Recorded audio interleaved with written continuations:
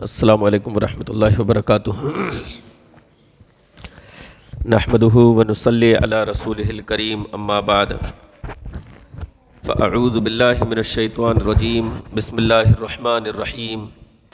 یا ایہا الناس اتقوا ربکم الذی خلقکم من نفس واحدۃ وخلق منها زوجہا وبث منہما رجالا کثیرا ونساء واتقوا اللہ الذی تساءلون بہ والارحام ان اللہ کان علیکم رقیبا۔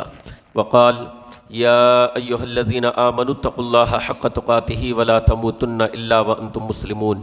وقال یا ایہا الذین آمنوا اتقوا اللہ وقولوا قولا سدیدا یصلح لکم اعمالکم ویغفر لکم ذنوبکم ومن یطع اللہ ورسولہ فقد فاز فوزا عظیما۔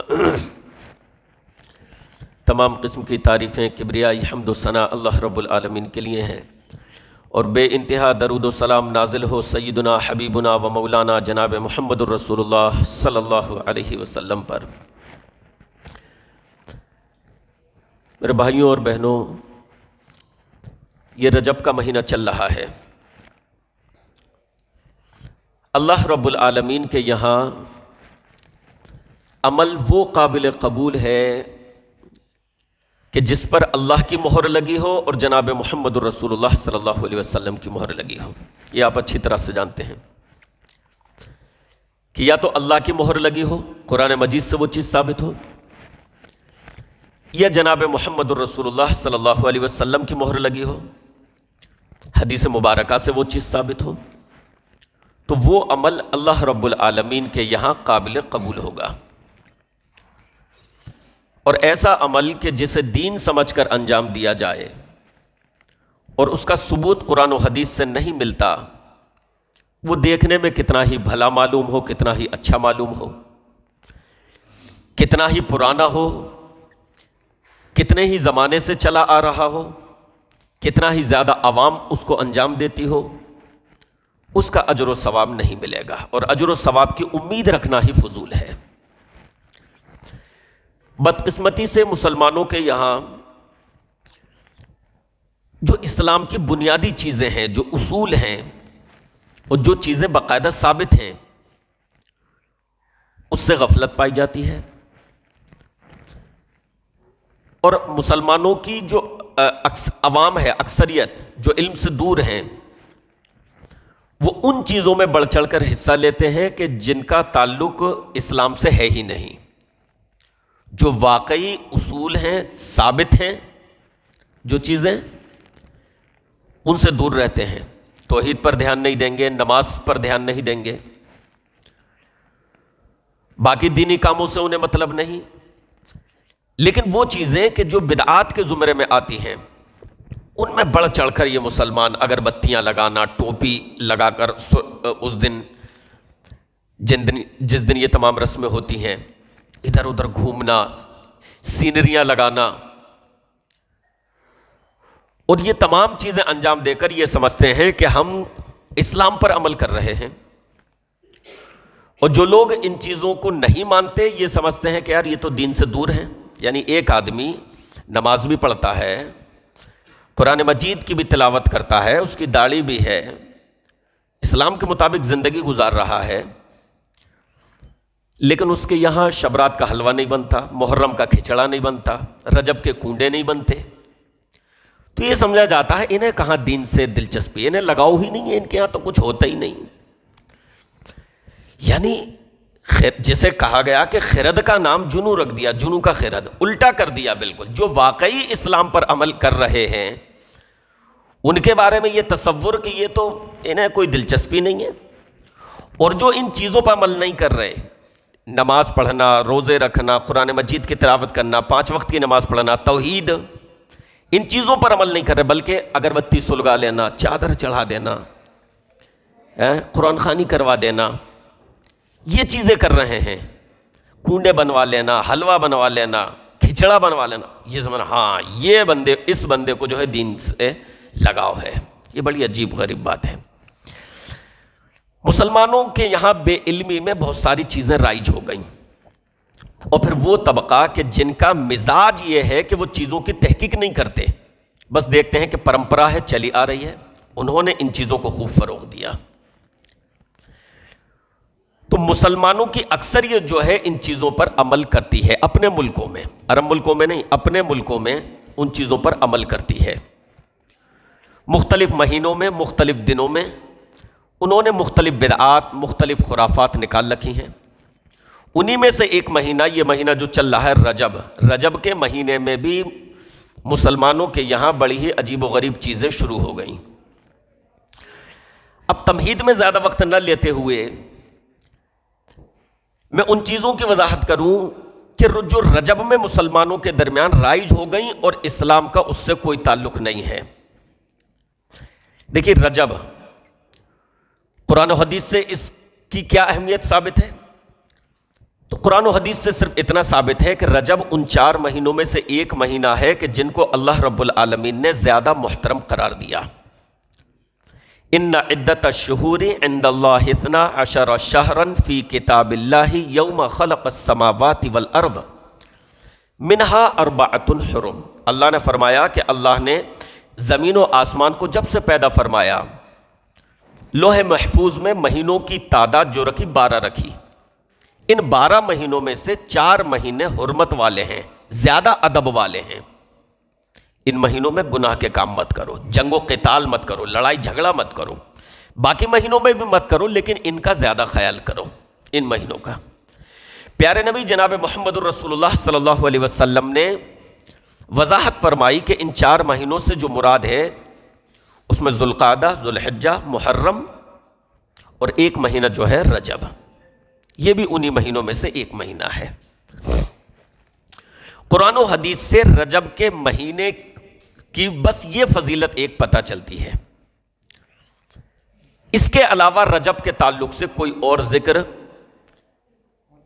اس لحاظ سے کہ اس میں فضیلت ہو یا کوئی عبادت کا کام کیا جائے، کوئی اور ذکر نہیں ملتا۔ لیکن مسلمانوں کے یہاں مختلف چیزیں رائج ہوئیں، الگ الگ علاقوں میں مختلف چیزیں رائج ہوئیں۔ نمبر 1، رجب کے مہینے میں ایک چیز جو رائج ہوئی وہ ہے صلاۃ الرغائب۔ یہ صلاۃ الرغائب کیا ہے؟ رغبت رکھنے والوں کی نماز، عشاق کی نماز، عشق کرنے والوں کی، محبت کرنے والوں کی نماز، یعنی جو اللہ سے محبت رکھتے ہیں ان کی نماز۔ اب اللہ سے محبت ہے انہیں لیکن یہ 5 وقت کی نماز نہیں پڑھتے، لیکن صلاۃ الرغائب کو ادا کیا جائے گا۔ رجب کے پہلے ہفتے میں بعض لوگ پہلے ہی دن اور بعض لوگ جمعے کی رات میں اس نماز کو ادا کرتے ہیں، اور یہ تصور کیا جاتا ہے کہ اس نماز کی بڑی ہی فضیلت ہے، بڑی ہی اہمیت ہے۔ میرے بھائیوں، قرآن اور صحیح حدیث میں صلاۃ الرغائب نام کی کوئی نماز نہیں ہے۔ یہ نماز فرضی ہے، یہ نماز جعلی ہے۔ امام نووی رحمہ اللہ فرماتے ہیں کہ وہ نماز جو مسلمانوں میں صلاۃ الرغائب کے نام سے معروف ہے، اور اسی طریقے سے وہ نماز جو 15ویں شعبان کی رات میں پڑھی جاتی ہے، وہ نماز بدعت ہے۔ دونوں نمازیں جو ہیں بدعت ہیں۔ امام نووی رحمہ اللہ المجموع میں یہ فرماتے ہیں، جنہوں نے مسلم شریف کی شرح بھی کی ہے۔ تو صلاۃ الرغائب نام کی نماز جو ہے یہ جعلی ہے، فرضی ہے، اس کا قرآن و حدیث سے کوئی تعلق نہیں ہے۔ اسی طرح بعض مسلمان اس مہینے میں مخصوص روزے رکھتے ہیں۔ تو میرے بھائیوں جان لیجئے کہ مہینے میں کبھی بھی آپ روزہ رکھ سکتے ہیں، خاص کر جمعرات کا روزہ، سوموار کا روزہ، کوئی حرج کی بات نہیں ہے، فضیلت آئی ہے۔ پیارے نبی علیہ الصلوۃ والسلام کا طریقہ ہے چاند کی 13، 14 اور 15 تاریخ کا روزہ۔ لیکن خاص رجب کے مہینے میں روزہ رکھنے کی، یہ سوچ کر کہ یہ رجب کے مہینے میں ہم رکھ رہے ہیں، اس کی کوئی فضیلت قرآن و حدیث میں وارد نہیں ہے۔ امام حافظ ابن حجر رحمہ اللہ فرماتے ہیں، جنہوں نے بخاری شریف کی شرح کی، وہ فرماتے ہیں کہ رجب کی کوئی فضیلت، یعنی ایک تو وہ ہے کہ یہ حرمت والا مہینہ ہے، اس کے علاوہ کوئی خاص فضیلت یا اس مہینے میں خاص دنوں میں روزہ رکھنے کی فضیلت، یا اس مہینے میں بغیر دنوں کو خاص کیے خاص رجب کے ارادے سے روزہ رکھنے کی فضیلت، یہ قرآن و حدیث سے ثابت نہیں ہے۔ اس سلسلے میں کوئی بھی صحیح حدیث، کوئی بھی صحیح روایت وارد نہیں ہے۔ تو علماء اکرام کا یہ فیصلہ ہے کہ رجب کے تعلق سے بھی کوئی چیز ثابت نہیں ہے. ہمیں صحیح احادیث کے ذخیرے میں رجب کے مہینے میں روزہ رکھنے سے متعلق کچھ بھی نہیں ملتا. اسی طریقے سے ایک چیز جو اس مہینے میں زیادہ انجام دی جاتی ہے اور رجب کا مہینہ آتے ہی لوگوں کا ذہن اس کی طرف مائل ہوتا ہے، وہ کیا ہے؟ تمام لوگ سمجھ جائیں گے، وہ ہیں رجب کے کنڈے. اچھا آپ کو بتاؤں، رجب کے کنڈے یہ ایسی بدعت ہے کہ جو ہندوستان ہی سے نکلی ہے اور زیادہ پرانی نہیں ہے. یعنی اگر آپ دوسری بدعات کو دیکھیں گے تو اس کا ذکر کتابوں میں، پرانی کتابوں میں مل جائے گا، چاہے اس کے خلاف یا اس کے حق میں کچھ نہ کچھ ذکر مل جائے گا کہ بھائی جشن عید میلاد النبی، تو اس کے خلاف، یعنی یہ چیز ثابت نہیں ہے، اس کے خلاف علماء نے لکھا، قدیم کتابوں میں مل جائے گا. لیکن کنڈے جو ہیں، یہ رجب کے کنڈے، یہ ایسی بدعت ہے جو خالص ہندوستان سے شروعات ہوئی ہے اور یہ زیادہ پرانی نہیں ہے. اس کا ذکر پرانی کتابوں میں نہیں ملتا. اس کی شروعات تحقیق کرنے پر پتہ چلتا ہے کہ اس کی شروعات 1906 میں ہوتی ہے اور 1906 سے پہلے رجب کے کنڈوں کا کوئی ذکر کہیں پر نہیں ملتا. آپ کسی سے پوچھیں کوئی کنڈے بنا رہا ہو، کہو بھائی اس کی عربی تو بتا دو، یہ کس حدیث کی کس کتاب میں ہے، کس حدیث میں ہے رجب کے کنڈے، اس کی عربی بتا دو تاکہ ہم بھی تلاش کر لیں کہ یہ حدیث کی کس کتاب میں ہے، کس باب میں ہے، کس چیپٹر میں ہے. تو آپ کو نہیں ملے گا. 1906 سے پہلے کی کتابوں میں بھارت کے علاوہ عرب ملکوں میں جو علماء ہوئے، ان کے یہاں اس رسم کا کوئی ذکر نہیں ملے گا، نہ حمایت میں نہ خلاف. کیوں؟ کیونکہ یہ ان جگہوں پر تھی ہی نہیں. 1906 میں رامپور میں امیر مینائی کا لڑکا، امیر مینائی لکھنوی، ان کا لڑکا تھا خورشید احمد لکھنوی. اس نے کتابچہ چھپوایا. کتابچہ کس کا تھا؟ خورشید احمد لکھنوی کا نہیں تھا. کتابچہ تھا ایک شیعہ کا، جمیل احمد جمیل کا، منظوم شکل میں، شاعرانہ شکل میں کتاب تھی چھوٹی سی. اور اس کا نام کیا دیا؟ اس نے نام دیا داستان عجیب. اور آپ کو بتاؤں جتنی بدعات ہیں ان کے پیچھے جو واقعات ہیں وہ عجیب ہی ہوتے ہیں. اس نے نام ہی رکھ دیا داستان عجیب، لیکن باقی بدعات بھی دیکھیں گے تو اس کے پیچھے جو واقعات ہوتے ہیں، جو پس منظر ہوتے ہیں، یا اس کی جو فضیلتیں ثابت ہوتی ہیں، واقعی وہ عجیب ہوتی ہیں. لیکن اس نے اپنے کتابچے کا نام بھی کیا رکھا؟ داستان عجیب. اور واقعی اس میں عجیب و غریب واقعہ بیان کیا گیا، حیرت انگیز واقعہ بیان کیا گیا. آپ سنیں گے تو آپ بھی ماتھا پکڑ لیں گے کہ یار واقعہ تو واقعی عجیب ہے. پریشانیاں صحابہ اکرام پر بھی آئیں، مشکلات ان پر بھی آئیں، ایسی کرامت، ایسی عجیب و غریب داستان ان کے ساتھ کبھی نہ ہوئی. وہ منظوم شکل میں بیان کرتا ہے اس کتاب میں، مختصر میں اس کو بیان کر رہا ہوں.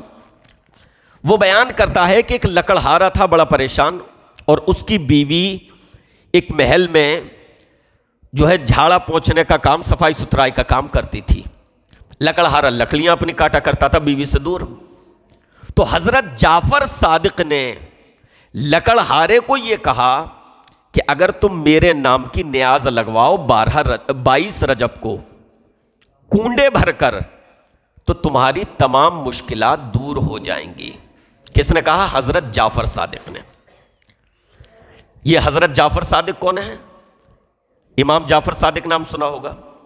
تو ہمارے ذہن میں یہ آتا ہے، عوام کے ذہن میں، کہ جیسے امام جعفر، امام باقر، یہ نام آئیں گے کہ یہ شیعوں کے امام ہیں، روافظ کے ہیں. نہیں، ہمارے ہیں. انہوں نے غلط طریقے سے ان کو مانا ہے. حضرت جعفر صادق، جن کو امام جعفر صادق کہہ کر مشہور ہیں، کون ہیں؟ یہ حضرت حسین رضی اللہ عنہ کے پر پوتے ہیں. حضرت حسین رضی اللہ عنہ کے صاحبزادے تھے حضرت علی بن حسین زین العابدین، جو کربلا میں بچ گئے تھے. علی بن حسین زین العابدین، ان کے صاحبزادے تھے حضرت باقر، ہے نا، اور امام باقر نام آتے ہی آپ کیا سمجھتے ہیں کہ ارے یہ تو شیعوں کے امام ہیں. حضرت حسین کے پوتے تھے وہ حضرت باقر. تو حضرت حسین کے صاحبزادے حضرت زین العابدین، ان کے صاحبزادے حضرت باقر، اور حضرت باقر کے صاحبزادے تھے حضرت کون؟ جعفر صادق. نام یاد ہے نا؟ نام یاد ہوگا. حضرت حسین کے صاحبزادے کون؟ زین العابدین، علی بن حسین، اور ان کے صاحبزادے حضرت باقر، اور ان کے صاحبزادے حضرت جعفر صادق. کس کے گھرانے کے ہیں؟ جناب محمد رسول اللہ صلی اللہ علیہ وسلم کے خانوادے کے. تو ہمارے ہوئے نا. ہم یہ کیوں سوچیں کہ ان کے ہیں؟ انہوں نے غلط ڈھنگ سے ان کو مانا ہے. ہم ان کو اس طریقے سے مانتے ہیں جیسا ان کا حق ہے. ہم ان کو جناب محمد رسول اللہ صلی اللہ علیہ وسلم کے گھرانے سے مانتے ہیں، اس خانوادے سے مانتے ہیں، اور اس طریقے سے ان سے محبت رکھتے ہیں. ہم یہ تصور اور یہ عقیدہ نہیں رکھتے کہ وہ غیب کا علم رکھتے تھے، یا ان کے نام کی نیاز دینی چاہیے، یا ان میں سے کوئی ایک بعد میں حاضر ہوگا. ہم یہ عقیدہ نہیں رکھتے کہ وہ مدد کرتے ہیں، ان کو پکارا جائے تو وہ مدد کرتے ہیں. ہم یہ عقیدہ نہیں رکھتے، لیکن ہم ان کا ادب و احترام کرتے ہیں کہ جناب محمد رسول اللہ صلی اللہ علیہ وسلم کے گھرانے سے تھے. تو کہتے ہیں کہ حضرت جعفر صادق نے کہا کہ بھائی اگر تم نیاز لگوا دو 22 رجب کو کنڈے بھروا کر تو تمہاری مشکلات دور ہو جائیں گی. ادھر لکڑہارے کی بیوی کو بھی یہ بات سنائی گئی، اس کو بھی یہ بتایا گیا کہ حضرت جعفر صادق کے نام کے اگر کنڈے بھر دو 22 رجب کو تو تمہاری تمام مشکلات دور ہو جائیں گی. بیوی نے انتظام کیا کنڈے کا، مٹی کا، اور اس میں کنڈے بھر دیے اور حضرت جعفر صادق کے نام کی نیاز لگوا دی. یہ فرضی واقعہ، کوئی یہ نہیں سمجھے سچا سنا رہا ہوں، جھوٹا جو بیان کیا، داستان عجیب میں عجیب و غریب واقعہ. ادھر اس نے نیاز لگوائی، ادھر اس کا شوہر لکڑیاں کاٹ رہا تھا، اس کے ہاتھ سے کلہاڑی گری. دیکھیں کیسی کرامت ہو گئی. جب یہاں موضوع تھا صحابہ اکرام کی قربانیاں، تو غزوہ تبوک کا معاملہ آیا تھا. صحابہ اکرام کس قدر پریشان تھے. نبی علیہ الصلوۃ والسلام سے درخواست کی گئی، آپ نے دعا کی تو بس اتنا ہوا کہ بارش ہوئی، پانی پیا انہوں نے صحابہ نے، یا جو ذرا سا کھانا تھا اس میں برکت ہو گئی، بس اتنا. ایسا نہیں کہ کروڑپتی ہو گئے تھے صحابہ، سب بادشاہ بن گئے تھے. یہاں کیا کرامت ہو رہی ہے کہ لکڑ وہ گری کلہاڑی اور اسے لگا ارے یہاں تو کچھ بج رہا ہے، اس نے زمین کھودی تو نیچے سونا ہی سونا. اب لگوا مت دینا نیاز کہ ہمیں بھی سونا مل جائے گا، یہ جھوٹی کہانی ہے. کہا سونا ہی سونا. خزانہ اس نے نکالا، کھودا، اور بھائی اونٹوں پہ لاد کر، گھوڑوں پہ لاد کر، اور آ گیا بیوی کے پاس. اور جہاں اس کی بیوی جس محل میں کام کرتی تھی صفائی ستھرائی کا، اسی کے پاس اپنا محل تعمیر کیا اور بالکل اس کی طرح کی زندگی گزارنے لگا. اب اس کی مطلب بالکل بادشاہ کی ٹکر کا، ایک نیاز سے، بس ایک نیاز سے. کتنا شارٹ کٹ ہے نا مالدار بنا، ایک نیاز سے. اس لیے یہ مسلمان پیچھے پڑا ہوا ہے اس نیاز میں. میرے بھائیوں یہ فرضی داستان ہے، جھوٹی داستان ایک دم. ہم تصور بھی نہیں کر سکتے کہ حضرت جعفر صادق جن کا تعلق جناب محمد الرسول اللہ صلی اللہ علیہ وسلم کے گھرانے سے ہے، وہ ایسی بات کا حکم دیں جو شرک کے دائرے میں آتی ہے. غیر اللہ کے نام کی نیاز لگوانا یہ شرک کے دائرے میں آتا ہے. غیر اللہ سے مدد مانگنا یہ شرک کے دائرے میں آتا ہے. یہ حضرت جعفر صادق رحمہ اللہ پر الزام لگایا گیا ہے، ان کے نام سے یہ فرضی داستان گھڑی گئی ہے. اب تھوڑا سا پردہ اٹھایا جائے کہ بھائی یہ 22 رجب ہی کو کیوں کیا گیا؟ حضرت جعفر صادق کا 22 رجب سے کیا تعلق؟ تو آپ کو بتاؤں، شیعوں کے یہاں جو ایک عقیدہ ہے نا، روافظ کے یہاں تقیہ کرنا، یہ ان کا ایک مذہبی وہ ہے تقیہ. اس کا کیا مطلب ہوتا ہے؟ اس کا مطلب یہ ہوتا ہے کہ سنی مسلمانوں سے اپنے اصل عقیدے کو چھپانا اور ان کے سامنے ظاہر کچھ کرنا اور ان کے دل میں کچھ ہے. اسی وجہ سے بہت سارے مسلمان دھوکہ بھی کھا جاتے ہیں کہ یار وہ تو ایسا نہیں ہے، لیکن ان کی خاص مجلسوں میں وہ تمام چیزیں مکاریاں دیکھنے کو مل جاتی ہیں. تقیہ کرنا. تو انہوں نے کیا کیا، 22 رجب کیا تھی؟ 22 رجب کو پتہ یہ چلا کہ 22 رجب سے حضرت جعفر صادق کا کوئی تعلق نہیں، نہ اس میں ان کی پیدائش ہوئی نہ وفات ہوئی، بلکہ پورے رجب کے مہینے میں ان کی پیدائش اور وفات ثابت نہیں. حضرت جعفر صادق کی پیدائش ہوتی ہے رمضان کے مہینے میں، 8 رمضان کو، تو ان کا رجب سے کوئی تعلق نہیں. پھر بھائی حضرت جعفر صادق رجب کے مہینے کی کیوں نیاز لگوانے لگے؟ اندر جا کر یہ پتہ چلا کہ 22 رجب کو حضرت معاویہ رضی اللہ عنہ کی وفات ہے. اور شیعہ حضرات تمام صحابہ اکرام سے جلتے ہیں، ان کو گالیاں دیتے ہیں، برا بھلا کہتے ہیں، اور خاص کر حضرت معاویہ رضی اللہ عنہ سے بہت زیادہ جلتے ہیں اور ان کو برا بھلا کہتے ہیں۔ تو یہ اندرونی طور پر 22 رجب کو حضرت معاویہ کی وفات کی خوشی منایا کرتے تھے۔ پھر ان کو یہ وہ ہوا کہ یار اس خوشی کو سنی مسلمانوں میں بھی شامل کر دو، تو کس طرح کیا جائے؟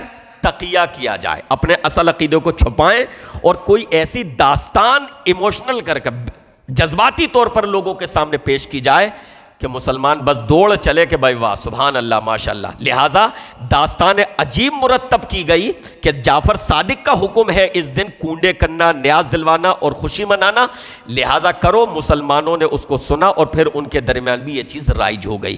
ان مسلمانوں کے یہاں جن کا یہ مزاج نہیں ہے کہ کسی چیز کی تحقیق کی جائے، جن کا یہ مزاج نہیں ہے کہ کسی واقعے کی تحقیق کی جائے، کسی رسم کی تحقیق کی جائے، کسی پرمپرا کی تحقیق کی جائے، افسوس کی بات یہ ہے کہ ان مسلمانوں کے یہاں یہ رسم رائج ہو گئی اور وہ غیر شعوری طور پر شیعوں کے اس عمل میں شامل ہو گئے کہ وہ حضرت معاویہ رضی اللہ عنہ کی وفات والی تاریخ میں خوشی مناتے ہیں کنڈے بھر کر، لہٰذا وہ بھی اس عمل میں شامل ہو گئے۔ آپ دیکھیں یہاں بھی ہوتی ہوگی جے پور میں، اور ہم تو بدایوں بریلی سے تعلق رکھتے ہیں، ساری چیزیں جانتے ہیں، بچپن میں ہم بھی گھومتے تھے کیونکہ ہم بھی وہی تھے، اللہ نے ہدایت دے دی قرآن و حدیث پڑھ کر۔ کنڈے ہیں، کنڈیلیاں، لبڈو ہیں، جلیبیاں، گلی گلی میں ہمارا سنی بچہ گھوم رہا ہے، گلی گلی گھر گھر کنڈے مانگ رہا ہے اور اس کو اجر سمجھ رہا ہے، اس کو دیے جا رہے ہیں، یہ لیجئے کنڈے، کنڈے ہیں، کنڈیلیاں، لڈو ہیں، جلیبیاں۔ اس رسم کو خوب انجام دیا جا رہا ہے۔ میرے بھائیوں، قرآن و حدیث سے اس رسم کا کوئی تعلق نہیں ہے اور یہ خالص بدعت ہے، خالص بدعت ہے، اور یہ روافظ کی نکالی ہوئی بدعت ہے، لہٰذا ایک سنی مسلمان کو زیب نہیں دیتا کہ وہ اس طرح کے کام کرے، اس طرح کے بدعات میں حصہ لے۔ رجب کے مہینے میں ایک اور چیز، رجب کے مہینے میں یہ معروف و مشہور ہے کہ جناب محمد الرسول اللہ صلی اللہ علیہ وسلم کو جو معراج ہوئی وہ رجب کی 27 تاریخ کو ہوئی۔ اور معروف کیا ہے، مشہور کیا ہے؟ دراصل علماء کے درمیان بھی اختلاف ہے اس مسئلے میں، ان کے اقوال ہیں، لیکن صحیح سند کے ساتھ یا حدیث سے یہ پتہ نہیں چلتا کہ اللہ کے نبی علیہ الصلوۃ والسلام کو اسی تاریخ میں معراج ہوئی ہو۔ معراج ہوئی ہے یہ صحیح ہے، معراج کا انکار نہیں ہے، جناب محمد الرسول اللہ صلی اللہ علیہ وسلم کو معراج ہوئی ہے۔ آئیے معراج آپ کے سامنے معراج کا واقعہ بیان کر دیا جائے تاکہ یہ پتہ چل جائے کہ معراج کو ہم مانتے ہیں، اور جو معراج کو تسلیم نہ کرے وہ دراصل اسلام کی ایک ایسی چیز کا انکار کرتا ہے جو قرآن و حدیث سے بالکل ظاہر ہے، بالکل باہر ہے، ظاہر و باہر ہے، ایک دم واضح ہے، اس چیز کا وہ انکار کرتا ہے۔ تو معراج کا ہم انکار نہیں کرتے، معراج جناب محمد الرسول اللہ صلی اللہ علیہ وسلم کو ہوئی۔ اللہ تعالیٰ نے قرآن مجید میں ارشاد فرمایا، سبحان الذی اسری بعبدہ لیلا من المسجد الحرام الی المسجد الاقصی الذی بارکنا حولہ لنریہ من آیاتنا۔ پاک ہے وہ ذات، پاک ہے وہ اللہ جو اپنے بندے کو راتوں رات مسجد حرام سے مسجد اقصی کی طرف لے گیا، مسجد حرام سے مسجد اقصی کی طرف لے گیا، وہ مسجد اقصی جس کے ارد گرد ہم نے برکت رکھی ہے تاکہ اس کو ہم اپنی نشانیاں دکھائیں۔ اللہ رب العالمین نے اس آیت میں پیارے نبی علیہ الصلوۃ والسلام کی اسراء و معراج کا ذکر کیا۔ اسراء کے معنی ہوتے ہیں رات میں چلانا۔ اللہ کے نبی علیہ الصلوۃ والسلام کی معراج کے 2 حصے تھے، ہمیں مشہور جو ہے وہ معراج کے نام سے ہے، لیکن 2 حصے، ایک حصہ مسجد حرام سے مسجد اقصی تک لے جانے کا، اس کو اسراء کہا جاتا ہے، اور دوسرا حصہ پھر مسجد اقصی سے آسمانوں کی سیر کروانے کا، اس کو معراج کہا جاتا ہے، لیکن عام طور سے ایک لفظ میں ہم بول دیتے ہیں معراج۔ اللہ رب العالمین نے جب اس واقعے کو بیان کیا قرآن مجید میں تو کیا الفاظ استعمال کیے؟ سبحان الذی، پاک ہے وہ ذات۔ یہ لفظ کیوں بولا جاتا ہے؟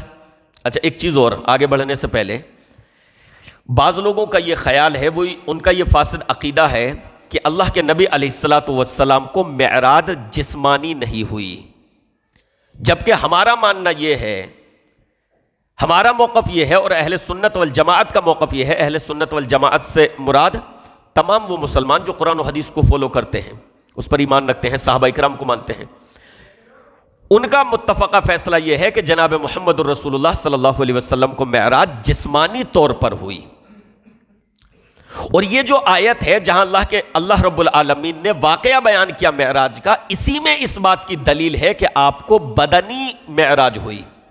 اللہ نے بیان کیا سبحان الذی، پاک ہے وہ ذات۔ اس لفظ کے معنی کیا ہوتے ہیں؟ ویسے تو معنی ہوتے ہیں پاک ہے وہ ذات، لیکن یہ لفظ استعمال ہوتا ہے وہاں پر بھی جہاں اللہ تعجب کا اظہار کرے۔ اللہ رب العالمین کا اس واقعے کو بیان کرتے ہوئے تعجب کا اظہار کرنا اس بات کی دلیل ہے کہ پیارے نبی علیہ الصلوۃ والسلام کو جو معراج کروائی گئی وہ جسم کے ساتھ کروائی گئی۔ اگر صرف خواب میں ہوتی تو یہ تعجب کی بات نہیں تھی۔ خواب میں آپ کہیں سے کہیں پہنچ جاتے ہیں، 1 گھنٹہ سو لے، ایک رات میں کہیں سے کہیں کا سفر کر لیتے ہیں، تو وہ تعجب کی بات نہیں ہوتی ہے۔ تعجب یہ ہے کہ حقیقتاً انسان جسمانی طور پر کہیں جائے۔ تو اللہ کے نبی علیہ الصلوۃ والسلام کو ایک ہی رات میں مسجد حرام سے مسجد اقصیٰ اور پھر وہاں آسمانوں پر لے جایا گیا، یہ تعجب کی بات تھی۔ اس وجہ سے اللہ نے تعجب کا اظہار کیا لوگوں کے اعتبار سے، سبحان الذی، پاک ہے وہ ذات۔ دوسری چیز، اسی آیت میں کیا الفاظ استعمال کیے اللہ نے؟ بعبدہ، عبد کا لفظ استعمال کیا۔ عبد کے معنی ہوتے ہیں بندہ، جو اپنے بندے کو لے گیا راتوں رات، ایک ہی رات میں۔ یہ لفظ بھی بتاتا ہے کہ اللہ کے نبی علیہ الصلوۃ والسلام کو جسمانی معراج ہوئی، کیونکہ بندہ، عبد، یہ لفظ جو ہے جسم اور روح دونوں پر بولا جائے گا۔ صرف اگر خواب میں ہوتی تو اللہ یہ لفظ استعمال نہیں کرتا کہ اپنے بندے کو لے گیا راتوں رات۔ تیسری چیز، اللہ کے نبی علیہ الصلوۃ والسلام نے معراج کے واقعے کو بیان کیا تو کفار مکہ نے انکار کیا، کفار مکہ نے جھٹلایا۔ ان کا جھٹلانا اس بات کی دلیل ہے کہ پیارے نبی علیہ الصلوۃ والسلام کو معراج جسمانی طور پر ہوئی۔ اگر خواب میں ہوئی ہوتی تو وہ جھٹلاتے نہیں کہ ہاں خواب دیکھا ہوگا، لیکن آپ نے وہ جو چیزیں بیان کی کہ میں یہاں سے وہاں گیا پھر وہاں سے وہاں گیا، یہ سیر کی، یہ اس بات کی دلیل ہے کہ کفار مکہ کو اس پر تعجب ہوا اور انہوں نے جھٹلایا۔ تو ان کا جھٹلانا خود اس بات کی دلیل ہے کہ آپ علیہ الصلوۃ والسلام نے ان کے سامنے معراج کا جو واقعہ بیان کیا وہ اپنی بدنی معراج کا واقعہ بیان کیا تھا۔ حضرت انس رضی اللہ عنہ فرماتے ہیں اللہ کے نبی علیہ الصلوۃ والسلام نے ارشاد فرمایا، مسلم شریف کی حدیث، فرمایا میں اپنے گھر میں سویا ہوا تھا، حضرت جبرائیل علیہ الصلوۃ والسلام آئے، ان کے ساتھ 2 اور فرشتے آئے، اور اس کے بعد سب سے پہلے مجھے وہاں سے اٹھا کر زمزم کی جگہ لے جایا گیا، زمزم کی جگہ، اور وہاں پر لے جا کر میرے سینے کو چاک کیا گیا۔ اللہ کے نبی علیہ الصلوۃ والسلام کے سینے کو چاک کیا، ناف تک سینے کو چاک کیا اور دل کو نکالا، اور دل کو آب زمزم سے دھویا، سونے کی تشتری میں رکھا اور آب زمزم سے دھویا، اور حکمت و بینائی، حکمت و علم کی تمام باتیں جناب محمد الرسول اللہ صلی اللہ علیہ وسلم کے دل میں بھر دیں۔ اب لوگوں کو تعجب نہیں ہونا چاہیے کہ بھائی یہ کیسے ہوا، دل کو، سینے کو چیر دیا۔ اللہ کے نبی علیہ الصلوۃ والسلام حیات بھی رہے اس کے بعد۔ میرے بھائیوں، آج کے زمانے، ویسے تو ایک مسلمان کے لیے شک و شبہ کی کوئی چیز ہی نہیں ہے، لیکن آج کے زمانے میں آپ دیکھتے ہیں کہ میڈیکل نے وہ تمام ترقی کر لی جو معراج میں بیان ہوئی، شق صدر کے تعلق سے۔ آج بھی میڈیکل یہ کر دیتا ہے کہ آپ کا سینہ چیرا جاتا ہے، دل نکالا جاتا ہے، پھر وہاں لگا دیا جاتا ہے، اور دیگر اعضاء بھی جو ہے بدل دیے جاتے ہیں یا لگا دیے جاتے ہیں۔ تو میڈیکل نے ترقی کی نا۔ تو جس اللہ نے انسان کو اتنی عقل دی، وہ اللہ اپنے فرشتے کے ذریعے بھی تو یہ کام کروا سکتا ہے۔ اللہ نے میڈیکل کو یہ ترقی دے کر اس واقعے کی تصدیق اور زیادہ ثابت کر دی کہ یہ ممکن ہے کہ دل کو نکالا جائے اور پھر اسی جگہ فٹ کر دیا جائے، اور انسان پہلے کی طرح، بلکہ اب تو مسئلہ چلا تھا خنزیر کا دل بھی لگا رہے ہیں، تو انسان بالکل زندہ ہے نہ ہے. تو اللہ کے نبی علیہ الصلوۃ والسلام کے بارے میں یہ واقعہ جو ہے شک کی نگاہ سے نہیں دیکھا جا سکتا. ایک مسلمان تو دیکھ بھی نہیں سکتا. زمزم سے دھویا گیا اور اس کو پھر وہیں پر لگا دیا گیا، اور اس کے بعد اللہ کے نبی علیہ الصلوۃ والسلام کے لیے ایک براق لایا گیا، اور اللہ کے نبی علیہ الصلوۃ والسلام کو حضرت جبرائیل نے کہا کہ اس براق پر آپ سوار ہو جائیے. پیارے نبی علیہ الصلوۃ والسلام جب اس براق پر سوار ہونے لگے، براق کیا تھا؟ خچر سے تھوڑا چھوٹا، گدھے سے تھوڑا بڑا ایک سواری جو خاص اللہ کے نبی علیہ الصلوۃ والسلام کے لیے لائی گئی. حضرت جبرائیل خاص آپ علیہ الصلوۃ والسلام کے لیے لائے. جب اللہ کے نبی علیہ الصلوۃ والسلام نے اس پر سوار ہونا چاہا تو حدیث میں آتا ہے وہ شوخی دکھانے لگا. جیسے آپ جانور پر سوار ہوتے ہیں نا تو وہ بدکتا ہے. تو حضرت جبرائیل نے کہا ما یحملک علی ھذا، تجھے کس چیز نے اس پر ابھارا ہے؟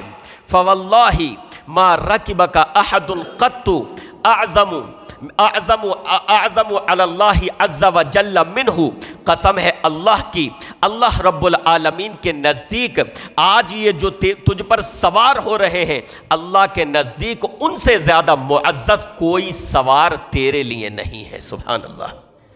آج جو یہ تجھ پر سوار ہو رہے ہیں، یعنی تجھے تو اپنی قسمت پر ناز کرنا چاہیے، تجھے تو فخر کرنا چاہیے کہ آج تیری پشت پر وہ شخصیت، وہ نبی، وہ رسول سوار ہو رہا ہے جو تمام انبیاء کا رسول ہے. حضرت جبرائیل نے فرمایا تجھ پر سوار ہونے کے لیے آج ان سے زیادہ معزز کوئی اور شخصیت نہیں ہے. حدیث میں آتا ہے حضرت جبرائیل نے جب یہ الفاظ فرمائے تو وہ براق جو ہے پھر سکون میں ہو گیا، بلکہ اس کے پسینے چھوٹنے لگے، اطمینان سے ہو گیا. اللہ کے نبی علیہ الصلوۃ والسلام فرماتے ہیں میں اس پر سوار ہوا اور پھر مسجد حرام سے مسجد اقصیٰ کی طرف گیا، مسجد حرام سے مسجد اقصیٰ کی طرف گیا، اور میں نے مسجد اقصیٰ کے باہر اس جگہ براق کو باندھا جہاں پر دیگر انبیاء اکرام نے اپنے جانوروں کو باندھا کرتے تھے. ثم دخلت المسجد فصلیت فیہ رکعتین، پھر میں بیت المقدس میں داخل ہوا، مسجد اقصیٰ میں داخل ہوا، اور میں نے اس میں 2 رکعت نماز پڑھی. کہاں گئے؟ مسجد اقصیٰ. مسلمانوں کی مسجد حرام کے بعد دوسری سب سے اہم مسجد، اس کی فضیلت، اللہ کے نبی علیہ الصلوۃ والسلام کو معراج پر بلایا گیا تو مسجد حرام سے مسجد اقصیٰ لے جایا گیا. وہ مسجد کے جس کی فضیلت خود اللہ نے یہ بیان کر کے واضح فرما دی کہ اس کے ارد گرد کا حصہ جو ہے بابرکت ہے. سوچو وہ مسجد کس قدر بابرکت ہوگی. وہ مسجد جو ان استثنائی مساجد میں سے ہے کہ جس کی طرف خاص ثواب کی نیت سے سفر کیا جا سکتا ہے. وہ مسجد، افسوس کی بات ہے کہ آج یہودیوں کے قبضے میں ہے، اور مسلمانوں کو اگر اس میں، باہر کے مسلمان تو چھوڑ دیجئے، جو خاص فلسطین کے مسلمان ہیں انہیں بھی اگر اس میں انٹری کی اجازت ملتی ہے تو ان ظالم فوج کے، اسرائیلی فوج کے جو سخت قوانین ہیں، سخت شرائط ہیں، ان سے گزر کر وہاں جانا پڑتا ہے. اللہ رب العالمین سے دعا ہے کہ رب العالمین اس مسجد کو پھر سے آزاد فرمائے اور مسلمانوں کو پھر سے اس مسجد میں آزادانہ طور پر سجدہ کرنے کی اللہ رب العالمین توفیق عطا فرمائے، ان کے لیے ایسا راستہ ہموار فرمائے. اللہ کے نبی علیہ الصلوۃ والسلام فرماتے ہیں میں مسجد اقصیٰ میں داخل ہوا اور وہاں پر میں نے نماز پڑھی. مسجد اقصیٰ میں ایک اور واقعہ پیش آیا. پیارے نبی علیہ الصلوۃ والسلام موجود ہیں، تمام انبیاء اکرام موجود ہیں، حضرت آدم سے لے کر حضرت عیسیٰ تک. نماز کا وقت ہوا، نماز پڑھنی ہے. اب مسئلہ ہے امامت کون کرے. بعض نے کہا کہ وہ فجر کی نماز کا وقت تھا اور شاید وہ وقت تھا کہ آپ جب واپس آئے تو انبیاء اکرام بھی آپ کے ساتھ واپس آئے. بعض نے کہا یہ جانے ہی کا واقعہ جس ٹائم گئے. جو بھی معاملہ ہو، لیکن اتنا طے ہے کہ اللہ کے نبی علیہ الصلوۃ والسلام نے باقی انبیاء اکرام کے ساتھ مسجد اقصیٰ میں نماز ادا کی. امامت کون کرے؟ حضرت جبرائیل نے فرمایا اے اللہ کے رسول آپ امامت کے لیے بڑھیے۔ آپ اندازہ لگائیے جب جناب محمد الرسول اللہ صلی اللہ علیہ وسلم موجود ہوں اور باقی انبیاء اکرام بھی موجود ہوں، آدم سے لے کر عیسیٰ تک انبیاء اکرام موجود ہوں، تو نبی کی امامت کے علاوہ کسی اور کو یہ حق حاصل نہیں ہے کہ وہ امامت کرے۔ پھر آج نبی علیہ السلام کی حدیثیں ہوتے ہوئے کسی اور کو یہ حق حاصل ہے کہ وہ امامت کرے، اس کی امامت چلے؟ میں اس امامت کی بات نہیں کر رہا مسجد والی، میں اس امامت کی بات کر رہا ہوں جس کو مسلمانوں نے اپنے اوپر لازمی قرار دے لیا کہ فلاں امام کی تقلید ہم پر لازم ہے، فلاں امام کی تقلید لازم ہے۔ تمام انبیاء کرام موجود ہیں اور امامت کا حق اگر اس وقت کسی کو حاصل ہوتا ہے تو جناب محمد الرسول اللہ صلی اللہ علیہ وسلم کو نبی علیہ السلام تمام انبیاء کرام کی امامت فرماتے ہیں، باہر تشریف لاتے ہیں، ادھر حضرت جبرائیل آپ کی ضیافت کے لیے، آپ کی مہمان نوازی کے لیے دودھ لے کر آتے ہیں۔ بلکہ حدیث میں آتا ہے اللہ کے نبی علیہ السلام ارشاد فرماتے ہیں ثم جاءنی جبرائیل علیہ السلام بإناء من خمر وإناء من لبن، حضرت جبرائیل میرے پاس دو پیالے لے کر آئے، ایک پیالہ شراب کا تھا اور ایک پیالہ دودھ کا تھا، فاخترت اللبن، میں نے دودھ کا پیالہ اپنے لیے پسند فرما لیا، تو حضرت جبرائیل نے فرمایا اخترت الفطرۃ، آپ نے فطرت کو پسند فرمایا۔ یعنی انسان جو فطرت اسلام ہے، جو انسان کی صحیح سالم نیچر ہے، آپ نے اس کو پسند فرمایا۔ شراب پینا یہ انسانی فطرت نہیں ہے۔ اللہ کے نبی علیہ السلام نے دودھ کو پسند فرمایا۔ اب شروع ہوتا ہے معراج کا معاملہ۔ پیارے نبی علیہ السلام کو آسمانوں کی سیر کروائی گئی۔ یہ سیر کس کے ذریعے ہوئی؟ حضرت جبرائیل علیہ السلام ہی کے ساتھ۔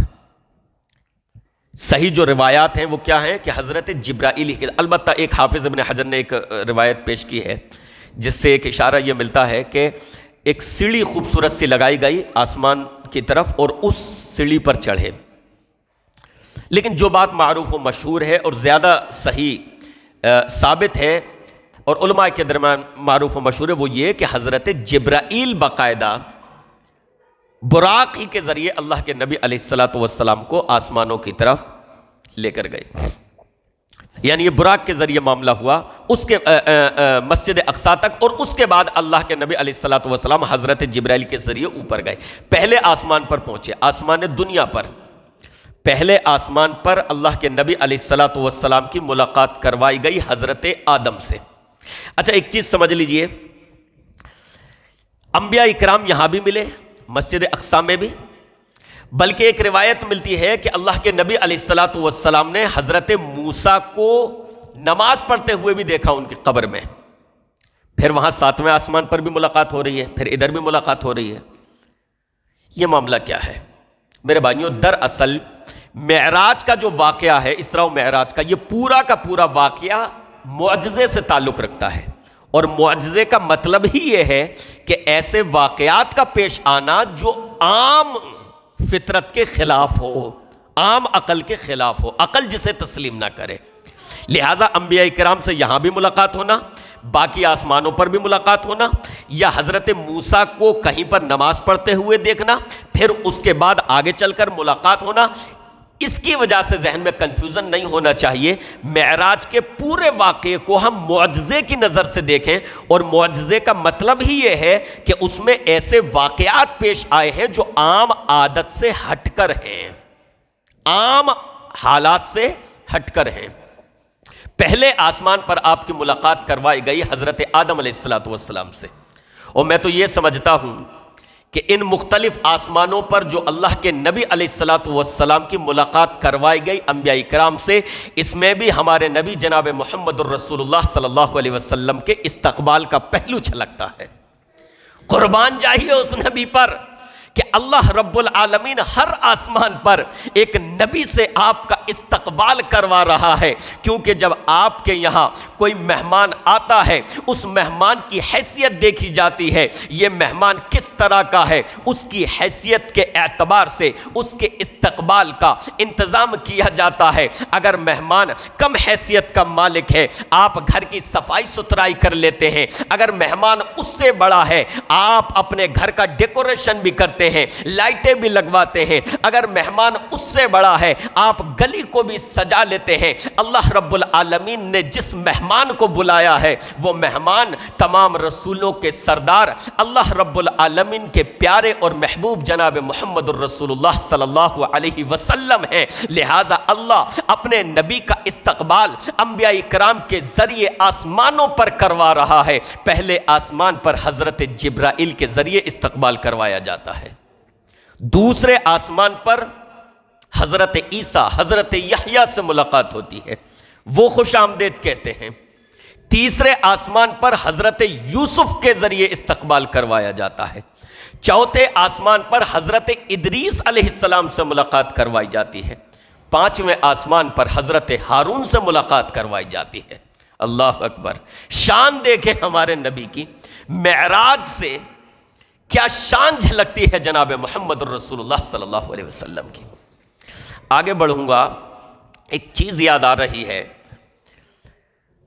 آپ کبھی پریشان حال ہوتے ہیں، موڈ ذہن خراب ہوتا ہے، کوئی تکلیف پہنچی ہوتی ہے، تو آپ کیا کرتے ہیں؟ آپ کا دل یہ کرتا ہے کہ ہمیں کہیں تفریح کا موقع مل جائے، ہمیں کہیں تفریح کا موقع مل جائے، موڈ اپسیٹ ہے تاکہ ہمارا موڈ صحیح ہو جائے، پارک میں جا کر بیٹھ جائیں، اپنے خاص دوستوں سے محبوبوں سے ملاقات ہو جائے تاکہ ہمارا جو موڈ اپسیٹ ہے وہ صحیح ہو جائے۔ اللہ کے نبی علیہ السلام کو جو یہ معراج ہوئی ہے پتہ ہے کب؟ یہ اس تب کی بات ہے جب آپ علیہ السلام کی بیوی حضرت خدیجہ کی وفات ہوئی، اور حضرت خدیجہ کی وفات آپ علیہ السلام کے لیے معمولی صدمہ نہیں تھا۔ جب آپ کے چچا ابو طالب کی وفات ہوئی اور جب آپ دعوت توحید دینے کے لیے طائف کی طرف اس امید سے گئے کہ شاید یہ لوگ اسلام قبول کر لیں، اور ان لوگوں نے بجائے آپ کی مدد کرنے کے آپ کو پتھر مارے، آپ کا مذاق اڑایا، ادھر آپ علیہ السلام پر یہ غموں کے پہاڑ ٹوٹے، اللہ رب العالمین نے مہمان نوازی کے لیے اپنے یہاں بلا لیا۔ دیکھیے اپنے نبی کا غم کیسے دور اللہ فرما رہا ہے۔ پانچویں آسمان پر حضرت ہارون سے ملاقات کروائی جاتی ہے، چھٹے آسمان پر حضرت موسیٰ علیہ السلام سے ملاقات کروائی جاتی ہے، ساتویں آسمان پر حضرت ابراہیم علیہ السلام سے ملاقات کروائی جاتی ہے۔ یہ تمام انبیاء اکرام جناب محمد الرسول اللہ صلی اللہ علیہ وسلم کا استقبال کرتے ہیں۔ یہ ہے ہمارے نبی کی شان، یہ ہے ہمارے نبی کا مقام و مرتبہ۔ ہم اس نبی کی پیروی کرتے ہیں، ہم اس نبی سے محبت کرتے ہیں، ہم اس نبی کے نام لیوا ہیں۔ ہمارے پاس وہ آفتاب ہے کہ اس کے بعد ہمیں پھر چراغوں کی ضرورت نہیں ہے۔ جناب محمد الرسول اللہ صلی اللہ علیہ وسلم، وہ مقام اللہ رب العالمین انبیاء کرام کے ذریعے ہر آسمان پر ان کا استقبال کروا رہا ہے، اور اس کے بعد اللہ کے نبی علیہ السلام سدرۃ المنتہا کے پاس پہنچتے ہیں، سدرۃ المنتہا کے پاس لے جایا جاتا ہے۔ اب لوگوں میں یہ معروف ہے، یہ مشہور ہے کہ سدرۃ المنتہا وہ جگہ ہے کہ یہاں پر رک کر حضرت جبرائیل یہ کہتے ہیں کہ میں یہاں سے آگے نہیں بڑھ سکتا۔ دیکھیے قرآن و حدیث سے واقعہ صحیح طور پر جو ثابت ہے، اگر اسی کو بیان کر دیا جائے تو پیارے نبی کی فضیلت، مقام و مرتبہ اجاگر ہو جاتا ہے، لیکن لوگوں کو عادت ہے اپنی طرف سے اس میں کاٹ چھانٹ کرنے کی، اس کے بغیر ان کی مجلسیں، ان کے وعظ، وہ یہ سمجھتے ہیں کہ ان میں رونق ہی نہیں آئے گی، جان ہی نہیں آئے گی۔ جبکہ ہم وہابیوں سے بھی سنو نبی علیہ السلام کی فضیلت، تو صحیح احادیث کی روشنی میں ہم سنائیں گے کہ ہمارے نبی کا کیا مقام ہے۔ تو سدرۃ المنتہا کے مقام پر یہ کہا جاتا ہے کہ وہاں پر حضرت جبرائیل نے فرمایا کہ اب میرے پر جل جائیں گے، لہٰذا اس سے آگے آپ جائیے۔ پھر اس کے بعد اللہ کے نبی آگے گئے اور اللہ رب العالمین سے ملاقات کی، بلکہ کہتے ہیں گلے ملے، نعوذ باللہ استغفر اللہ۔ حدیث میں ایسا کچھ نہیں ہے۔ حدیث سے صرف یہ پتہ چلتا ہے کہ آپ سدرۃ المنتہا تک پہنچے، اور سدرۃ المنتہا پر اللہ کے نبی علیہ الصلاۃ والسلام نے حضرت جبرائیل کو ان کی اصلی شکل میں دیکھا۔ اللہ نے قرآن مجید میں ارشاد فرمایا وَلَقَدْ رَآهُ نَزْلَةً أُخْرَى عِنْدَ سِدْرَةِ الْمُنْتَهَى عِنْدَهَا جَنَّةُ الْمَأْوَى إِذْ يَغْشَى السِّدْرَةَ مَا يَغْشَى مَا زَاغَ الْبَصَرُ وَمَا طَغَى۔ اور پیارے نبی علیہ الصلاۃ والسلام نے ان کو، حدیث سے ثابت ہے کن کو؟ حضرت جبرائیل کو، حضرت جبرائیل کو دوسری مرتبہ دیکھا سدرۃ المنتہا کے پاس، اسی کے پاس جنت المأوا بھی ہے، جبکہ سدرۃ المنتہا کو اس چیز نے ڈھانپ لیا جو اسے ڈھانپ رہی تھی، یعنی کسی نور نے ڈھانپ لیا اور وہ جگہ انتہائی خوبصورت بن گئی، سدرۃ المنتہا انتہائی خوبصورت ہو گیا۔ پیارے نبی علیہ الصلاۃ والسلام کی نگاہ نہ تو بھٹکی اور نہ اس جگہ سے اس نے تجاوز کیا، حد سے تجاوز کیا۔ اللہ کے نبی علیہ الصلاۃ والسلام خود فرماتے ہیں کہ سدرۃ المنتہا پر میں نے حضرت جبرائیل کو دیکھا، اور یہ دوسری مرتبہ تھا کہ حضرت جبرائیل کو ان کی اصلی شکل میں دیکھا، ورنہ حضرت جبرائیل دوسری صورت میں آتے تھے، لیکن اصلی شکل میں سدرۃ المنتہا پر دوسری مرتبہ اللہ کے نبی علیہ الصلاۃ والسلام نے دیکھا۔ اس کے بعد اللہ کے نبی علیہ الصلاۃ والسلام کو اللہ رب العالمین نے معراج کی رات جنت کی بھی سیر کروائی، اور بعض عذاب بھی آپ پر منکشف کیے گئے، جہنم کے بعض عذابوں کو بھی آپ پر کھولا گیا۔ اللہ کے نبی علیہ الصلاۃ والسلام کو جنت کی سیر کروائی گئی۔ اللہ کے نبی علیہ السلام فرماتے ہیں میں نے وہاں پر خوبصورت موتیوں کا قبہ دیکھا، جس کی مٹی میں نے دیکھی کہ مشک کی تھی، کستوری۔ وہیں پر پیارے نبی علیہ الصلاۃ والسلام کو حوض کوثر بھی دکھایا گیا، وہ حوض کوثر جو انشاءاللہ پیارے نبی علیہ الصلاۃ والسلام اپنے ہاتھوں سے موحدین کو پلائیں گے، ان لوگوں کو پلائیں گے کہ جنہوں نے بدعات پر عمل نہیں کیا ہے۔ اللہ کے نبی علیہ الصلاۃ والسلام کو معراج کی رات بعض عذاب بھی آپ پر ظاہر کیے گئے۔ آپ نے دیکھا، آپ علیہ الصلاۃ والسلام نے دیکھا کہ اس رات ایک شخص کو عذاب دیا جا رہا ہے، اور اس کے ناخن جو ہیں تانبے کے ہیں، اور ان ناخنوں سے وہ اپنے چہرے کو اور اپنی پیٹھ کو جو ہے نوچ رہا ہے۔ اللہ کے نبی علیہ الصلاۃ والسلام نے اس کے متعلق دریافت کیا تو آپ کو بتایا گیا یہ وہ لوگ ہیں، یہ وہ شخص ہے کہ جو غیبت کیا کرتے تھے، جو لوگوں کا گوشت کھایا کرتے تھے، گویا کہ ان کو اس طریقے سے عذاب دیا جائے گا، غیبت کرنے والوں کو اس طریقے سے عذاب دیا جائے گا۔ سب روز محشر اٹھیں گے۔ میں نے کہا نا کہ معراج کا واقعہ جو ہے پورا کا پورا معجزہ ہے، جو چیز اللہ نے اپنی قدرت کاملہ سے تمام چیزیں وہاں پر دکھا دی۔ اللہ کے نبی علیہ الصلاۃ والسلام نے ایک ایسا عذاب بھی دیکھا کہ کچھ لوگوں کو آگ کی قینچی سے ان کے ہونٹوں کو کاٹا جا رہا ہے۔ آپ علیہ الصلاۃ والسلام نے پوچھا جبرائیل یہ کون لوگ ہیں؟ حضرت جبرائیل نے فرمایا یہ آپ کی امت کے خطبہ ہیں، مقررین ہیں، یہ ایسے مقررین ہیں جو لوگوں کو تو دین کی بات بتایا کرتے تھے لیکن خود اس پر عمل نہیں کیا کرتے تھے۔ اس میں ان لوگوں کے لیے عبرت ہے، ان مقررین اور خطبہ کے لیے عبرت اور نصیحت ہے جو دین کی باتیں لوگوں کو بتاتے ہیں لیکن خود عمل نہیں کرتے۔ پوری پوری رات تقریر لیکن فجر غائب۔ اللہ کے نبی علیہ الصلاۃ والسلام کو مختلف چیزیں دکھائی گئیں، اور اسی رات اللہ رب العالمین نے آپ علیہ الصلاۃ والسلام کو نماز کا تحفہ بھی عطا فرمایا، اور بھی تحفے عطا فرمایا، 3 تحفے خاص کر سورہ بقرہ کی آخری آیات۔ اسی طریقے سے اللہ رب العالمین نے ایک یہ تحفہ دیا کہ میرے محبوب جو شخص بھی شرک نہ کرے اللہ رب العالمین اس کے باقی گناہوں کو معاف فرما سکتا ہے، لیکن شرک معاف نہیں کرے گا۔ یہ بھی ایک تحفہ ہی ہوا کہ ضروری نہیں سزا دے، اللہ معاف بھی کر سکتا ہے لیکن شرک کو معاف نہیں کرے گا۔ اور ایک تحفہ دیا نمازوں کا۔ کتنے وقت کی نمازیں فرض ہوئیں؟ 50 وقت کی۔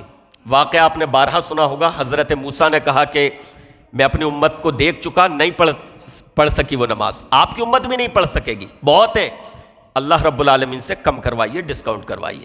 آپ گئے، اللہ کچھ کم کر دے، 5 نمازیں کم ہوئیں، پھر آئے، حضرت موسیٰ نے پھر کہا کہ نہیں ابھی بہت ہے، کم کروائیے، پھر گئے، 5 کم ہوئیں۔ پیارے نبی علیہ السلام فرماتے ہیں میں جاتا رہا، اللہ اور حضرت موسیٰ کے درمیان آتا جاتا رہا، 5 کی کمی ہو رہی تھی، یہاں تک کہ 5 بچ گئیں۔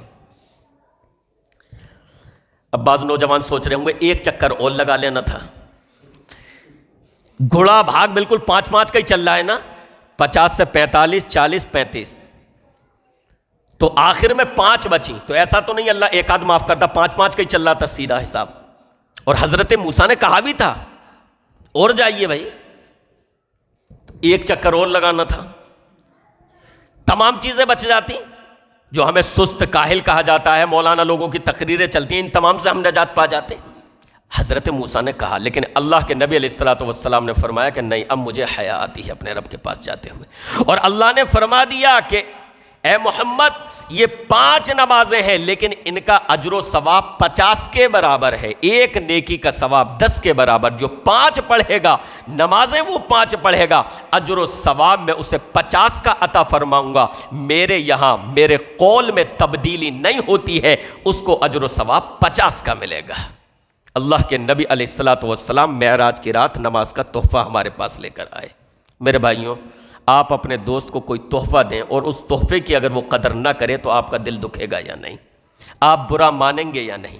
جناب محمد الرسول اللہ صلی اللہ علیہ وسلم معراج کی رات اللہ رب العالمین آپ کے لیے میرے لیے جو تحفہ عنایت فرماتا ہے اور اپنے نبی کے ذریعے جو تحفہ بھیجتا ہے وہ تحفہ تھا ان نمازوں کا۔ اب اگر ہم ان نمازوں کی قدر نہ کریں، اگر ہم ان نمازوں کو ضائع کریں، ان نمازوں میں سستی اور کاہلی سے کام لیں، تو بتائیے اللہ رب العالمین ناراض ہوگا یا نہیں؟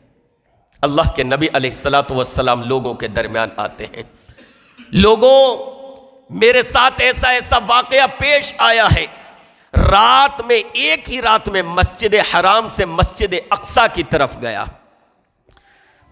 ابھی چلتا رہے نا، دیکھیے اتنا پیارا ذکر چل رہا ہے تو ایک دن تو ٹائم دے ہی سکتے ہیں۔ اے لوگوں، میں رات میں مجھے مسجد حرام سے مسجد اقصی لے جایا گیا، اور اسی رات میں مجھ سے مسجد اقصی سے آسمانوں کی سیر کروائی گئی، وہاں پر یہ واقعات میں نے دیکھے۔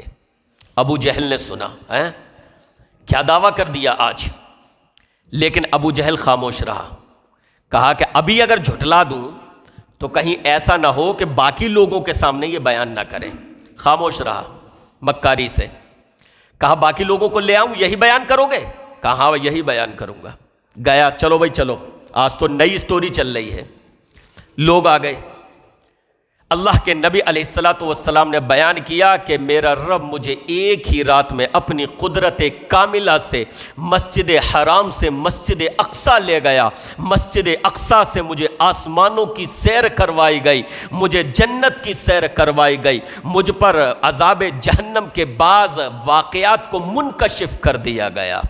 کفار مکہ حیرت میں پڑ گئے، استعجاب میں پڑ گئے، جھٹلانے لگے، ان کی فطرت تھی جھٹلانا، لہٰذا انہوں نے جھٹلایا۔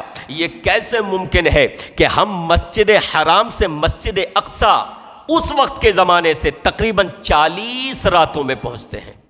کتنی دور ہے؟ 40 راتوں میں پہنچتے ہیں مسجد حرام سے مسجد اقصی، اور آپ کا یہ دعویٰ ایک ہی رات میں، اور نہ صرف مسجد اقصی تک بلکہ آسمانوں سے بھی آپ گھوم آئے۔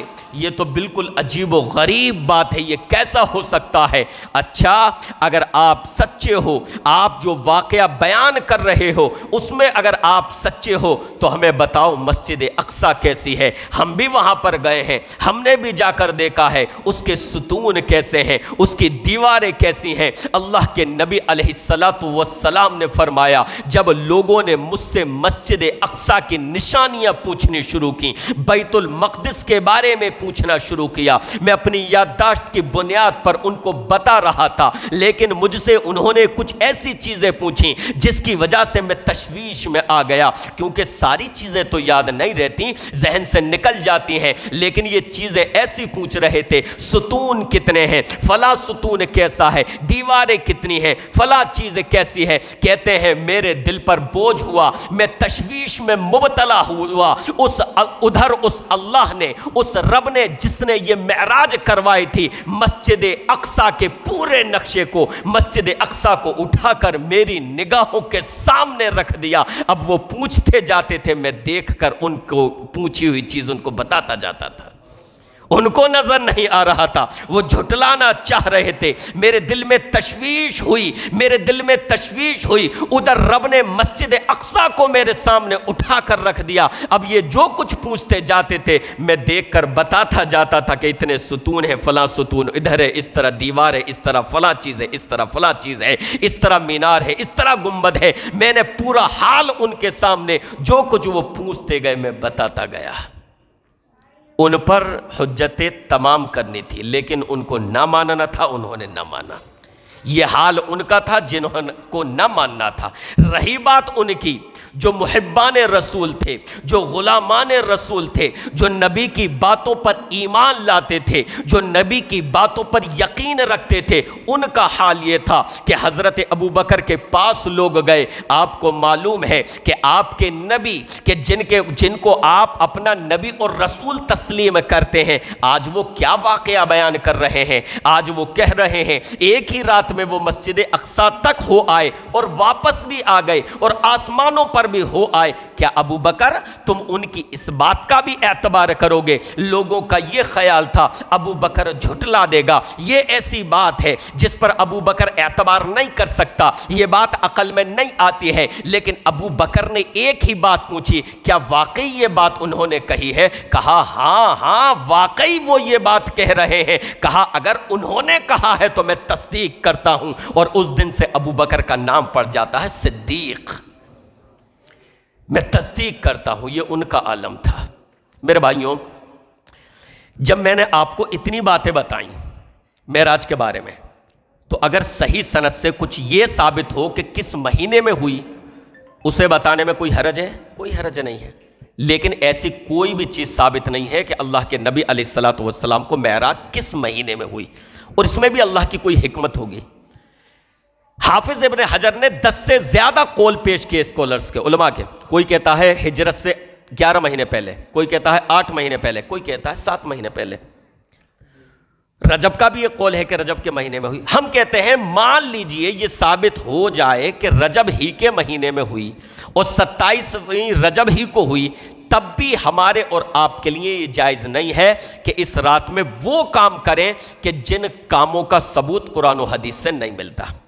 معراج کا واقعہ ثابت ہے، جیسا کہ میں نے آپ کے سامنے بیان کیا، یہ صحیح ہے، لیکن بعض مسلمانوں نے معراج کی اس رات کو جشن کی رات منا لیا۔ وہ اس رات میں عبادت کرتے ہیں اور اس رات کی صبح کو روزہ رکھتے ہیں، اور یہ اعتقاد رکھتے ہیں کہ اس دن کا روزہ رکھنا 1000 روزوں کے برابر ہے۔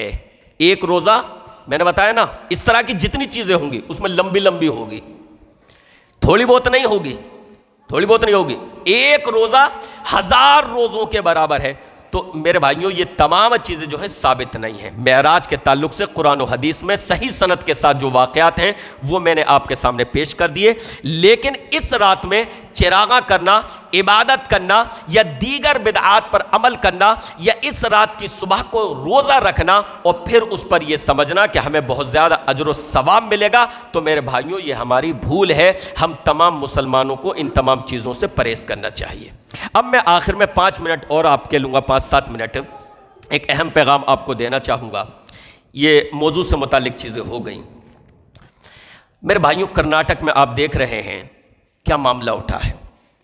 بہتر ہوتا کہ وہ معاملہ نیشنل نہ بنتا، لیکن اب وہ بن چکا ہے کہ چند لڑکیوں پر یہ پابندی لگائی جاتی ہے کہ آپ حجاب کے ساتھ اسکول میں داخل نہیں ہو سکتی۔ وہ کچھ عرصے تک فائٹ کرتی رہیں، کہ بھئی ہمیں داخل ہونے دیا جائے، نہیں ہونے دیا گیا، رفتہ رفتہ وہ مدعا اٹھتا گیا اور وہ اب معاملہ نیشنل بن گیا۔ معاملہ ہائی کورٹ میں پہنچا، چل رہا ہے۔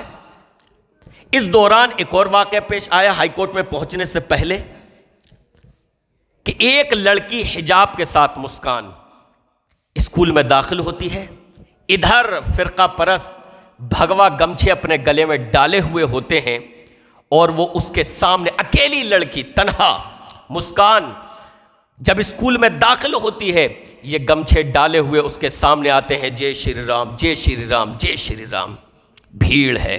لیکن اللہ رب العالمین نے اس لڑکی کو، ہماری بہن کو، مسکان کو ہمت دی، اور اس کی زبان سے اس وقت اگر کوئی چیز نکلتی ہے تو وہ نکلتی ہے اللہ اکبر، اللہ اکبر۔ بھیڑ کے سامنے یہ لفظ، بھیڑ کے سامنے اگر اس نے کسی کو پکارا تو اللہ کو پکارا۔ مسکان نے مسلمانوں کا دل جیت لیا، اس نے واقعی بہادری کا کام کیا، اور اللہ نے اس سے یہ کہلوایا، ایک طرح سے اللہ نے اس کو ہمت اور حوصلہ دیا، ورنہ عورت ذات کمزور ہوتی ہے، بھیڑ کو دیکھ کر وہ ہوپلیس ہو سکتی تھی، اس کا ذہن کام کرنا بند کر دیتا، لیکن دیکھیے اس کو حوصلہ کس چیز سے ملا، اس کی زبان سے الفاظ نکلے اللہ اکبر، اللہ اکبر۔ اس کے بعد پھر یہ معاملہ اور بڑھتا چلا جاتا ہے، ہائی کورٹ میں معاملہ چل رہا ہے، پھر ایسی ایسی ویڈیوز آتی ہیں کہ جن کو دیکھ کر ہمارا دل روتا ہے کہ ہماری بہنوں سے اسکول کے گیٹ پر حجاب اتارنے کے لیے کہا جا رہا ہے۔ کتنی مسلم طالبات، مسلم لڑکیاں، انہوں نے انکار کر دیا، ہم حجاب نہیں اتاریں گے، یہ ہمارا مذہب ہے، مذہبی معاملہ ہے۔ اگر تم کو اپنے بدن کھولنے کی اجازت ہے تو ہم کو بھی یہ اجازت ہے کہ ہم اپنے بدن کو ڈھانپیں، اور یہ اجازت اور اس چیز پر ہم عمل اپنے رب کی خوشنودی کے لیے کرتے ہیں۔ تم اپنے بدن کو کھولتے ہوگے اپنی مرضی کے لیے، اپنی خوشنودی کے لیے، لیکن ہم اپنے بدن کو ڈھانپتے ہیں اپنی تسکین کے لیے بھی اور اپنے رب کی خوشنودی کے لیے بھی۔ کتنی طالبات اسکول کے گیٹ سے واپس ہو جاتی کہ نہیں ہم حجاب نہیں ہٹائیں گے، ہم کلاس میں داخل نہیں ہوں گے، ہمیں منظور ہے لیکن ہم حجاب نہیں ہٹائیں گے۔ لیکن ساری لڑکیوں کا، سارے انسانوں کا ایمان ایک جیسا نہیں ہوتا۔ بعض طالبات اس چیز پر مجبور ہو گئیں کہ انہوں نے اپنا برقع اتار دیا، کلاس میں داخل ہو گئیں۔ ایسی ایسی ویڈیوز سامنے آ رہی ہیں کہ مسلم ٹیچر، خاتون ٹیچر سے کہا جا رہا ہے حجاب اتارو، اور اس کی آنکھوں سے آنسو چھلک پڑے۔ سوچو اس کو کس قدر محبت ہوگی اپنے حجاب سے، اسے کس قدر محبت ہوگی اپنے پردے سے، اس کو کس قدر نفرت ہوگی اس بات سے کہ لوگوں کے سامنے اس کا چہرہ آئے، اس کا جسم کھلے۔ وہ روتی ہے، اس طرح کی ویڈیو آئیں کہ وہ روتی ہے کہ میرے حجاب کو مجھ سے کیوں اتروایا جا رہا ہے۔ میرے بھائیوں، معاملہ چل رہا ہے ہائی کورٹ میں، اور اللہ رب العالمین سے دعا ہے کہ رب العالمین ہمارے حق میں فیصلے کو صادر کروائے، اور وہ نظیر ایسی بن جائے کہ باقی اسکولوں کی وہ تمام جھنجٹیں ہی ختم ہو جائیں، عدالت سے فیصلہ انشاءاللہ اللہ نے چاہا تو ہمارے حق میں آئے گا۔ لیکن ہماری اور آپ کی کیا ذمہ داری ہے؟ قانونی لڑائی چل رہی ہے، چلتی رہنی چاہیے۔ اس ملک میں سنویدھان کی روشنی میں ہمیں جو حقوق ملے ہیں، ایک تو ہے مذہبی حق، لیکن سنویدھان کی روشنی میں بھی جو ہمیں رائٹس ملے ہیں ان کو ہم لیں گے، عدالت میں کیس جیتیں گے۔ لیکن ہم مسلمانوں کی کیا ذمہ داری بنتی ہے؟ میرے بھائیوں، ہم مسلمانوں کی ذمہ داری بنتی ہے کہ ہم کالجز اور اسکولز اپنے قائم کریں۔ آج مسلمان بدعات پر اپنی دولت کو خرچ کرتا ہے، مزاروں پر اپنی دولت کو لٹاتا ہے، بدعات پر عمل کرنے میں اپنی لاکھوں کروڑوں دولت لٹا دیتا ہے، اپنے مکانات میں فضول ڈیکوریشن کرنے میں اپنی دولت کو لٹا دیتا ہے۔ مسلمانوں کے پاس پیسے کی کمی نہیں ہے، کیا مسلمانوں کی یہ ذمہ داری نہیں بنتی ہے کہ وہ اپنے سرمایہ کا استعمال، اپنے پیسے کا استعمال اسکول بنانے میں کریں، کالجز کو بنانے میں اپنے پیسے کا استعمال کریں، تاکہ سنویدھان نے جو حق دیا ہے کہ آپ بھی تعلیم گاہیں قائم کر سکتے ہیں اور اس میں اپنے رول قائم کر سکتے ہیں، اپنے اسکول قائم کر سکتے ہیں، تاکہ ہر علاقے میں، مسلم علاقوں میں جب اس مسلم انتظامیہ اسلامیہ کے زیر سایہ اسکول چلنے والے وجود میں آئیں تو مسلم طالبات اپنے حجاب کے ساتھ اس میں تعلیم حاصل کر سکے، ہماری کسی بہن کو مجبوراً حجاب نہ اتارنا پڑے، ہماری کسی بہن کے آنکھوں سے اشک رواں نہ ہو، اس کی آنکھوں سے حجاب کو اتارتے ہوئے آنسو نہ بہیں، ہماری کوئی بہن جھنجلا کر اپنے نقاب کو نہ اتار رہی ہو کہ میں کس قدر اس دنیا سے ٹکر مول لوں، چلو اس حجاب کو اتار ہی دیتی ہوں اور اسکول میں داخل ہو جاتی ہوں۔ آج سرمایہ کاروں کی یہ ذمہ داری ہے، اہل ثروت اور مالدار لوگوں کی یہ ذمہ داری ہے کہ وہ اپنے مال کا استعمال کریں یونیورسٹیاں بنانے میں، اسکول اور کالجز بنانے میں، بلکہ یونیورسٹی سے زیادہ ضرورت اسکول اور کالجز کی ہے، ہر علاقے میں ہونے چاہیے، ہر علاقے میں۔ اس سے یہ ہوگا کہ آپ کی تعلیم میں بھی انشاءاللہ اضافہ ہوگا۔ آپ کو بتاؤں یہ چھوٹا موٹا واقعہ ایسا نہیں ہے کہ اتفاقی طور پر ہو گیا، ہمیں یہ محسوس ہوتا ہے یہ پری پلانڈ ہے۔ جب یہ دیکھا گیا کہ مسلم نوجوان تعلیم کی طرف بڑھ رہا ہے، آپ کو اچھی طرح سے یاد ہوگا پہلے الزام لگایا جاتا تھا مدارس پر کہ مدارس میں آتنکواد پڑھایا جاتا ہے، مدارس سے دہشت گرد پڑھ کر نکلتے ہیں، لیکن یکایک یہ الزامات رک گئے، یکایک مدارس پر لگانے یہ الزامات ختم ہو گئے، لوگوں نے یہ کہنا ختم کر دیا کہ مدارس میں آتنکواد پڑھایا جاتا ہے، بلکہ اس کی جگہ اب کیا ہوا، بوتل سے آتنکواد کا جن نکالا جاتا ہے اور یہ الزام ان مسلم نوجوانوں پر لگایا جاتا ہے جو یونیورسٹیز میں تعلیم حاصل کر رہے ہیں، جو اونچی تعلیم اور پڑھائی حاصل کر رہے ہیں۔ انہوں نے یہ سوچا کہ مدارس والوں کو چھوڑو، اب ہم ان کے پیچھے لگیں گے۔ جو مسلم نوجوان کمپیوٹر چلاتا ہے، جو مسلم نوجوان فراٹے دار انگریزی بولتا ہے،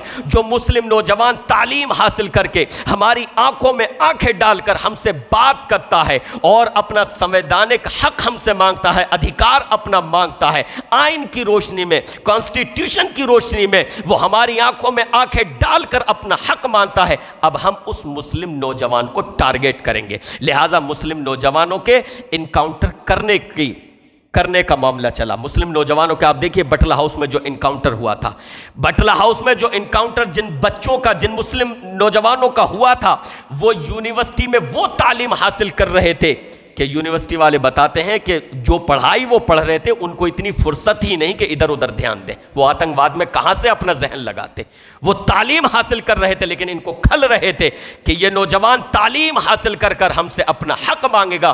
لہٰذا مسلم نوجوان جب تعلیم کی طرف بڑھا تو جن نکالا گیا آتنکواد کا، اور مسلم نوجوانوں کو آتنکواد کے نام پر ان کے انکاؤنٹر کیے گئے، ان کو جیلوں میں ٹھوسا گیا، اور پھر 15-20 سال کے بعد عدالت فیصلہ کرتی ہے کہ نہیں، الزام بے بنیاد تھا، لیکن میرے بھائی اس کی زندگی کون لوٹائے گا؟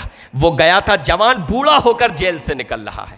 تو نوجوان کے ساتھ یہ کیا، اب یہ دیکھا کہ مسلم لڑکیاں بھی تعلیم میں آگے بڑھ چڑھ کر حصہ لے رہی ہیں۔ ہم تو انہیں یہ الزام دیتے تھے کہ مسلمان اپنی لڑکیوں کو تعلیم نہیں دلاتے، لیکن اب ان کی لڑکیاں تعلیم گاہوں میں پہنچ رہی ہیں، علم حاصل کر رہی ہیں، اور پھر حیرت کی بات یہ ہے کہ یہ تعلیم گاہوں میں پہنچ کر اپنے تشخص کو، اپنی شناخت کو، اپنی پہچان کو بھی برقرار رکھے ہوئے ہیں۔ ان کی لڑکیاں یونیورسٹی میں آ رہی ہیں، کالج میں آ رہی ہیں، اسکول میں آ رہی ہیں، حجاب کے ساتھ آ رہی ہیں، یعنی اپنے مذہب کو بھی تھامے ہوئے ہیں اور دنیاوی تعلیم میں بھی آگے بڑھ رہی ہیں۔ لہٰذا ان کے پیٹ میں درد ہوا اور انہوں نے پوری پلاننگ کے ساتھ یہ معاملات کیے کہ کسی طریقے سے مسلم لڑکیوں کو تعلیم میں پیچھے دھکیل دیا جائے۔ بھائی یہ راضی نہیں ہوں گی حجاب اتارنے پر، کیا کریں گی؟ اپنے گھر بیٹھ جائیں گی۔ تو یہ پورا ہمیں جو ہے پلان لگتا ہے، پری پلان لگتا ہے۔ اللہ رب العالمین ہمیں تمام فتنوں سے، شریوں کے تمام شروں سے اللہ رب العالمین ہم مسلمانوں کی حفاظت فرمائے، اور ہماری جو ذمہ داریاں ہیں اسکول اور کالجز قائم کرنا، اللہ رب العالمین ہمیں اپنی ذمہ داریاں سمجھنے کی توفیق عطا فرمائے، آمین یا رب العالمین۔ وصلی اللہ تعالی علی رسول خیر خلقہ محمد وآلہ وصحبہ اجمعین برحمتک۔